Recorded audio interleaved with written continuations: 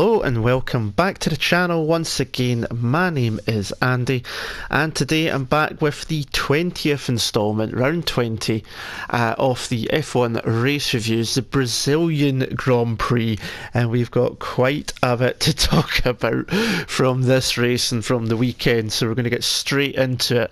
But thank you as always for watching. If you do enjoy it, do hit the thumbs up and do subscribe if you haven't already done so, and you'll be able to see my final race review from Abu Dhabi as well as my season review, which I'll get out before Christmas time. But on to the race weekend itself. So starting up the news and everything coming into the weekend, Ricciardo got a 5-place grid penalty for a turbo change, to change the turbocharger on that Red Bull, and that was due to when he retired in Mexico, the marshals sprayed some fire extinguisher to obviously onto the car because they thought they'd seen flames, and it went right into the turbocharger. So insult to injury there for the Australian. So 5-place grid penalty for him.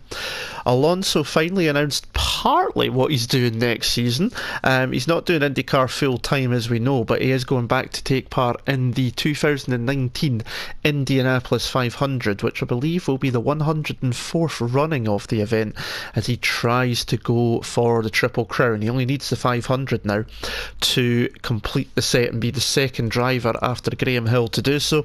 Sticking with IndyCar, Marcus Ericsson, obviously already confirmed as Sauber's third driver for next year's reserve. He will be taking part full time in IndyCar next season with the Schmidt-Peterson Motorsport team.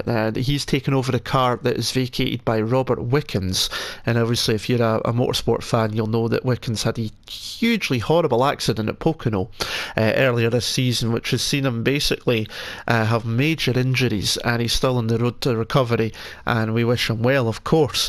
But Ericsson will be driving in that seat, so there are going to be two former F1 drivers in the Indy 500.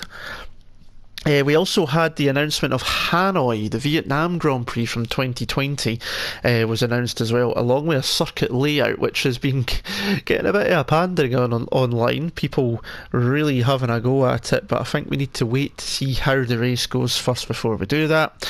And the final two parts are Pietro Fittipaldi has been announced as Haas's test driver in reserve for 2019. The Brazilian obviously related to Emerson Fittipaldi. He's actually his grandson, and you may again remember Pietro from a massive crash at Spa during the World Endurance Championship race earlier this season. He actually broke both his legs in that accident, but he has made a full recovery, so he's going to be Haas's test driver next year. And Robert Kubica has supposedly been offered the second Williams seat alongside George Russell, but it's rumoured he's also been offered a job back at Ferrari as a test driver, so it'll be interesting to see what goes on there. That is the only seat we believe left. We know Perez is at Force India, and although it's not been announced, we expect it to be Lance Stroll, obviously, in the other seat. On to the weekend itself though. Practice 1 seen the Red Bull of Max Verstappen just ahead of Vettel and Hamilton, less than a tenth covered the three of them in FP1, and in FP2 it was Bottas just 0.003 of a second over Hamilton, while Nico Hülkenberg crashed out. He went wide through the Juncal corner at the bottom of the hill, got onto the curb and the rubble strip, onto the grass, and it just went straight to the scene of the accident and put him out of FP2. And then in FP3, Vettel topped the session, but the top drivers were still very close, so it was hard to tell who was in prime position going into the race. And into qualifying itself, Q1, both McLarens out.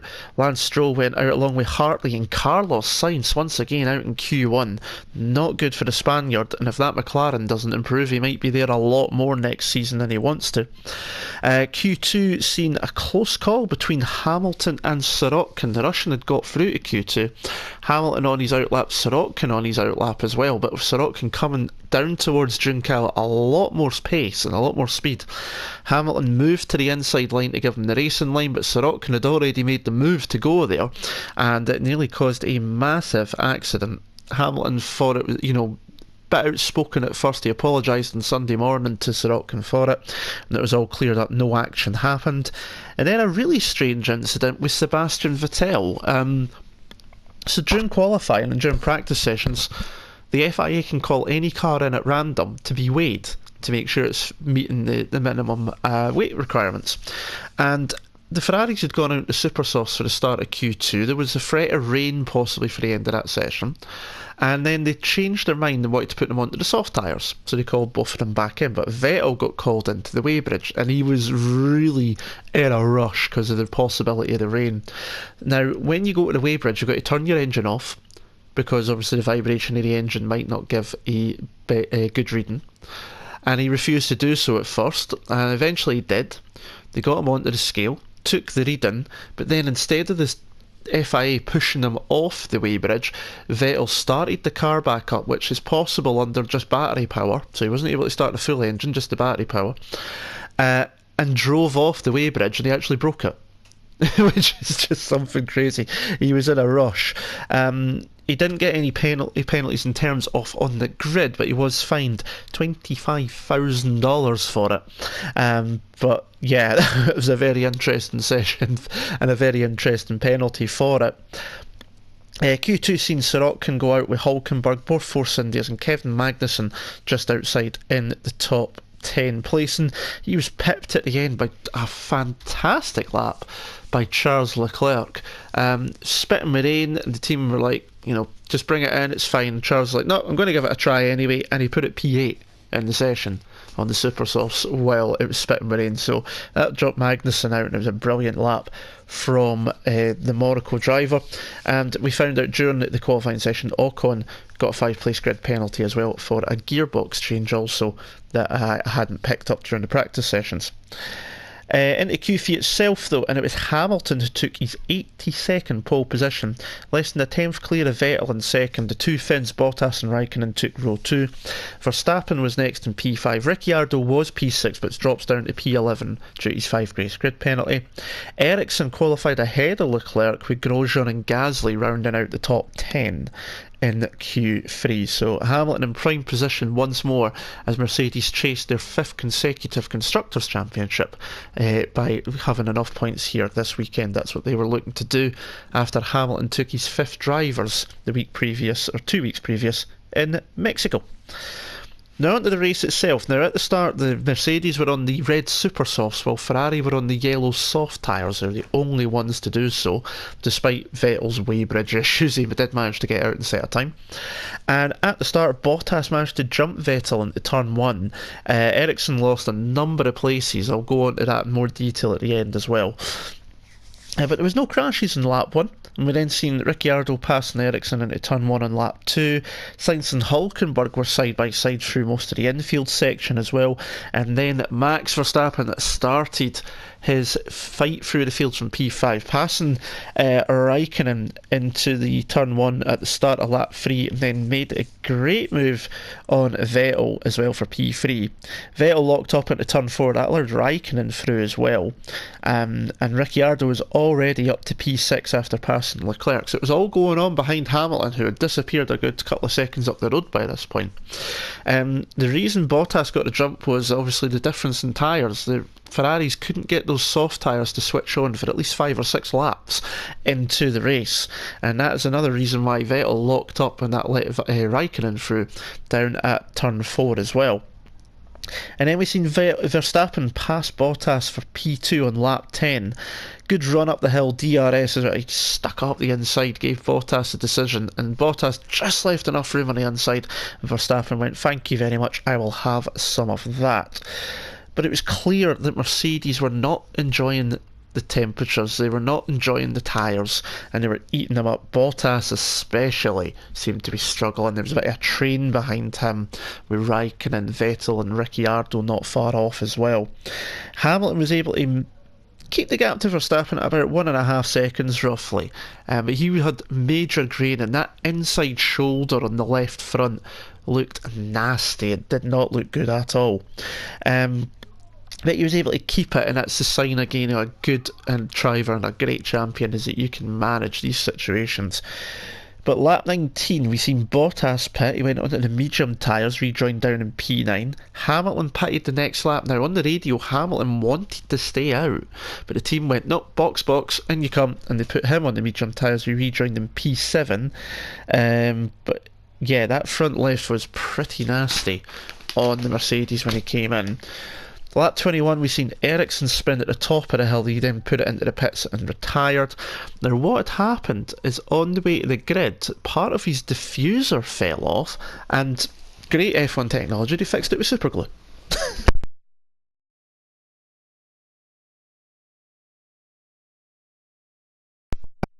It then fell off again at the start of the race, and then other bits fell off due to a collision with, I think it was with Magnussen into turn one, so he lost some other parts. The car was just like a shopping trolley basically, and he retired from the race.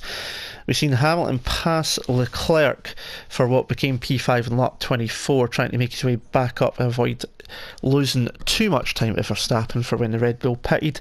But there was rain clouds around the circuit as well. There was a 40% chance of rain, so it was going to be interesting if rain came. It didn't, so it didn't cause any problems.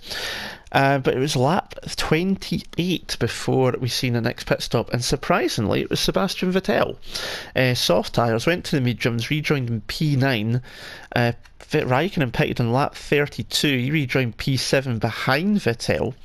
Vettel getting the undercut on Raikkonen. The McLarens were then having a fight with each other at the back, Van Dorn and Alonso. It was pretty nice to see Van Dorn get a bit feisty. In lap 34, Hulkenberg retired from the race. We've then seen Vettel letting Raikkonen pass as well. Hulkenberg's retirement due to rising engine temperatures. I think there was something stuck in the radiator. And finally, in lap 36, Max Verstappen pits from the lead of the race. He goes on to the soft tyres, so super soft to soft tyres. They had nearly 40 laps on those red super softs. Brilliant driving. He rejoined in P3 behind Hamilton, with Ricciardo now leading, but he'd still not stopped. He was going even longer into the race on those super soft tyres. Lap 40, we've seen Verstappen easily get past Hamilton and down the main straight under DRS for what was the lead of the race, because Ricciardo went into the pits on the same lap, rejoining in P6 on the soft tyres, and Verstappen, now on grippier tyres, fresher tyres, was able to just start pulling away in the lead of the race. Lap 43, we've seen Ricciardo and Vettel battling into turn one, but Vettel holds on, gently pushing Ricciardo wide, keeping that place for the time being. Lap 44, Raikkonen passed Bottas for P3, finally. Took him quite a while to do so. But we then seen the camera split. Change away, because Verstappen was facing the wrong way at the bottom of the hill, and that is the shot that obviously has been on this video from the whole time. You can see it there, and that was after a collision with the Force India of Esteban Ocon. Now, Ocon was trying to unlap himself. He was on brand new super soft tyres. He wouldn't have been in that position if his pit stop hadn't gone long due to a sticking left rear wheel nut. He would have been further up the road at this stage. So he's trying to unlap himself in fresh tyres. Went round the outside and had a bit of space, was alongside half the car, maybe 3/4 of the car, but Verstappen turned in thinking that Ocon wasn't going to be there, and contact was made. It damaged the floor on the right hand side of the Red Bull as well. Max was not happy, calling him a effing idiot and flipping the bird off as he rejoined the track. But as you can see, Hamilton had gone through at that point. Now, this has caused such a brouhaha online on Twitter and social media as to who was at fault.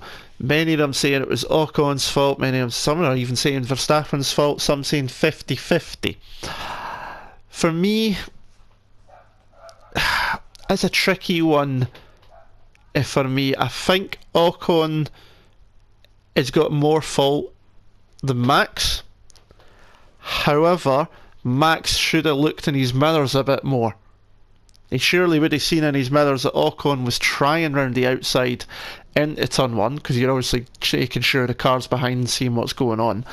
He could maybe have looked in his mirrors, and obviously being in the lead of the race, if he knew the Force India was there, he should have maybe left more room, because he had plenty of time. He had a good 4 or 5 seconds, I think, to Hamilton roughly at this point, and he had the pace and the tyres to run to the end easily. So he could quite easily have made some more space for Ocon. Even if Ocon got past, he would have then been able to repass him later on, possibly. And this is the bit where people go, Max, as much as he's matured this year, still has that little bit to maybe tweak. The likes of Hamilton, and again, I'm not a Hamilton fanboy because I know people will try and absolutely pin me with that one, but if he was in a situation like that 9 times out of 10, I would expect him to have made enough space nowadays. Back in these early times, maybe not. And that's something that Max has to learn just that little bit more, when to just let things go. Now, if he didn't know the Force India was there, then that's a completely different argument. But you would think that he'd be looking in his mirrors, he would have seen the Force India coming towards him on the straight. So it's a tricky one. I think Ocon's more at fault because he was obviously trying to unlap himself. You can do that if you're quick enough, but you need to do it in a safe manner. So very contentious one, and it all depends on how you view it. But that put Hamilton back into the lead of the race. Verstappen was now in second place, with Raikkonen in third, Vettel fourth, and Ricciardo in fifth place. But Ricciardo was not hanging about with the other Ferrari. Lap 46, 2 laps later, round the outside of Vettel into turn 1, they bumped wheels, but Ricciardo got through. Vettel attacked down towards turn 4, getting the DRS back, but he could not get it done, and Ricciardo was finally past that Ferrari and into 4th place and away to go and chase after Valtteri Bottas. But with 20 laps to go, we had the top 5 covered by around about 10 seconds. Well, actually it was the top, yeah, it was the top 5, sorry. There was about 10 seconds between them, roughly. So, really, really close. Vettel was dropping back pretty quickly as well, and it will come on to that reason when I go through the standings at the end. Vettel actually then pitted on lap 54 for Supersofts, rejoining in P7 behind Leclerc. Didn't take him much long to get past Leclerc later on. And then we got the news, Ocon, 10-second stop and go penalty. Not a 10-second time penalty, a 10-second stop and go penalty. So an average pit stop, say 2 seconds for tyres, and the length of the pit lane is about 21 to 22 seconds. So add another 8 seconds, that's actually a 30-second penalty. So it's quite a substantial one, but he was ruled to be at fault for the incident. And then lap 59, we've seen Ricciardo dive up the inside of Bottas for P4. Another late braking manoeuvre from the Aussie, got the job done. Bottas basically scurried out the way, but his tyres were gone, and he pitted at the end of the lap for a new set of tyres to cover off Vettel. Rejoined still in P5 and would stay there to the end. 5 laps to go though. The top 4 are in one camera shot down the back straight. 5 seconds roughly separate them, and Verstappen was closing at points.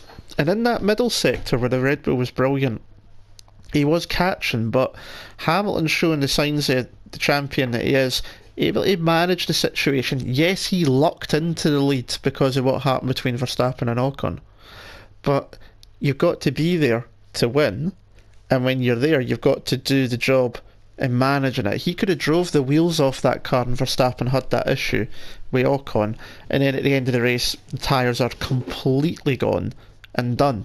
So by managing things, he was able to bring it home what would likely have been second if it hadn't been for the incident, but as it was to be the race victory in Brazil for Lewis Hamilton. Verstappen was unable to catch back up, and well, it made for an interesting situation back at the weighing scrutineering area for the FIA, and Verstappen confronted Ocon. It was caught by cameras and shown originally on Canal Plus in France, and Verstappen pushed the Frenchman a number of times in the chest, and they've both got called to the stewards for that. Verstappen said to the stewards that he didn't go in there with the intention of pushing, but he felt triggered by the response from Ocon. What was said we don't know, and Verstappen has basically been given the equivalent of community service by the FIA. It'll be 2 days, equivalent to 2 days worth or something, community service, something like that. So,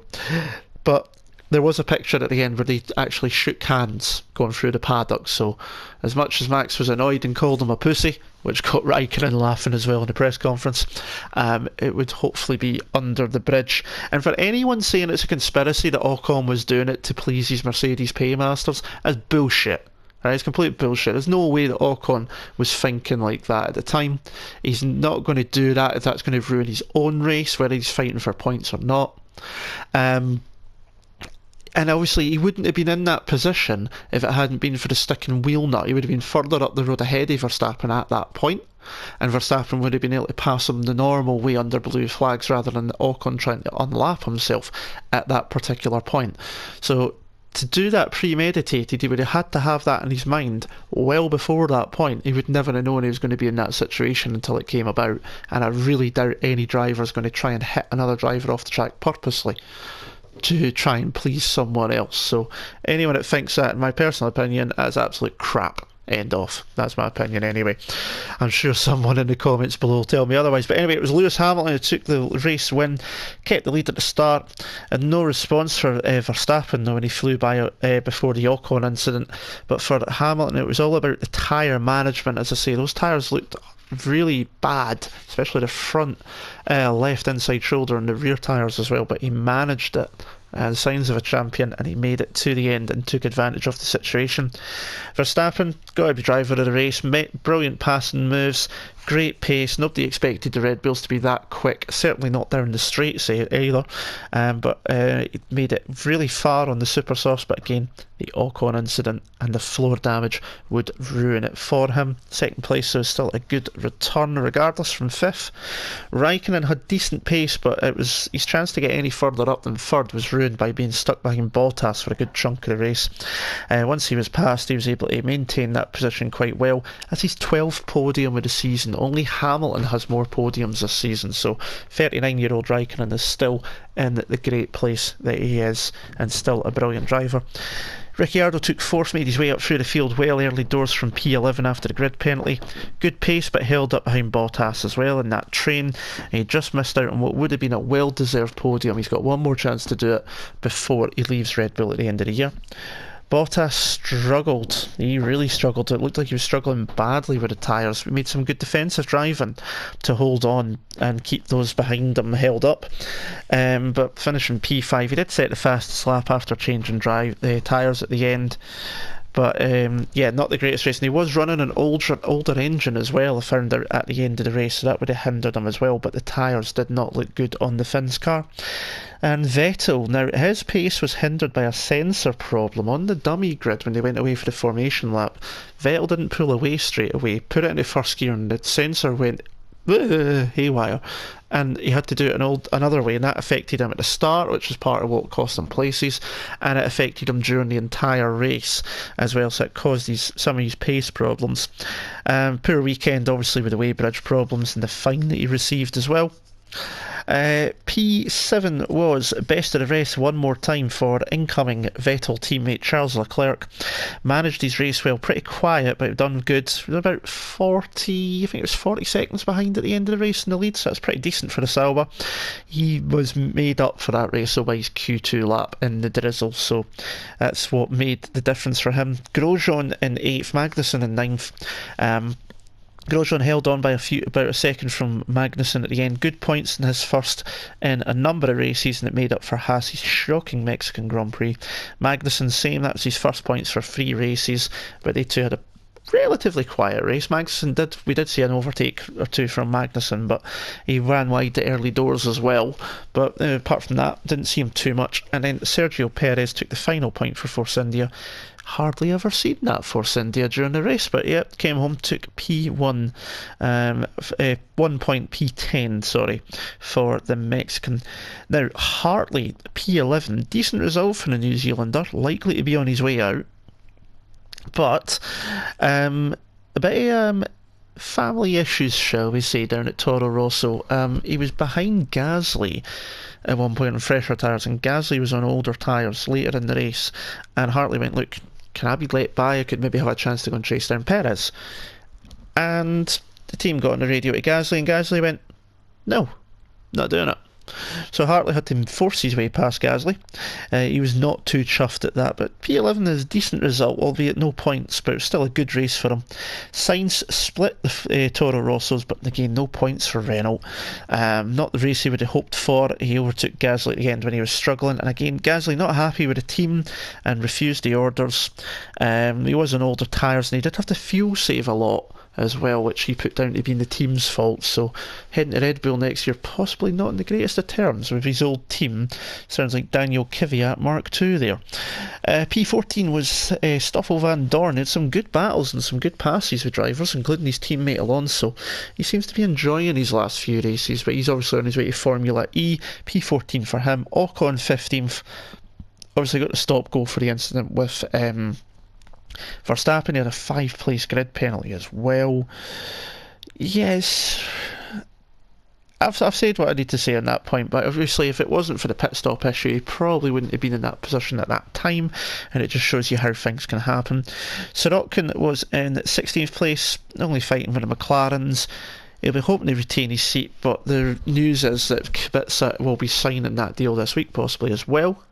I've been reading that as I've been doing this recording. Alonso 17th, he was not happy with his race engineer on the radio, looking for updates, didn't get them, and get told he was fighting over P16. He went, oh, that's great. He's only got one more race to go, and he is done, and he's been counting that down since about the summer, let's be honest about it.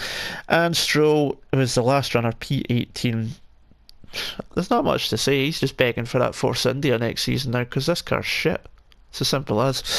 Hulk retirement, decent start, fighting with his teammate, but DNF due to something in the radiators causing the rise in temperatures. Not good considering he wants to be best of the rest, of course. And Ericsson diffuser broke on the way to the grid. They fixed it, but it broke again. The car was an absolute handful moving on, and he ended up retiring from the race. But what does that do? We know the championship obviously is decided in terms of drivers, so we know Hamilton obviously is ahead of Vettel. The fight is still on for P3. Raikkonen, 251 points, should be able to finish in third, but Verstappen's now only 3 points behind Bottas, 237 to 234. Ricciardo sits on his own. Hulkenberg is 11 points clear of Perez, 69 to 58. Magnussen on 55, and Alonso on 50, who hasn't scored a point since about before the summer break. In the Constructors Championship, Mercedes take their 5th Constructors title in a row. It means they've won every championship driver and Constructors since the hybrid era took effect. Ferrari in 2nd, Red Bull in 3rd. The fight is for 4th. Renault are on 114 points, Haas on 90, so Renault should be able to take that unless they have a horrible weekend in Abu Dhabi in 2 weeks' time. And McLaren are on 62, with Force India on 48 over 6th and 7th. Sauber on 42, not far back. So still a wee bit to fight for. Abu Dhabi is the last race, obviously, and if it's anything like last season's race, it'll be an absolute snooze fest, so I'm not expecting much from that, but I will be back to do that in 2 weeks' time, and then sometime into December before Christmas I will get out my extended season review, run through all the races, all the teams, all the drivers. It'll be an extended version, one for almost podcast listening, and I hope you'll be able to listen and enjoy that. But that is it. One more time from me, thank you very much for watching.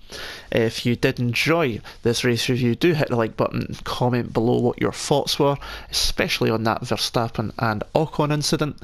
I will be back in 2 weeks for Abu Dhabi, as I say, and I will also be back shortly in a couple of weeks' time doing some more commentary stuff with Next Gen Racing as I move from being driving in the league to doing live commentary instead.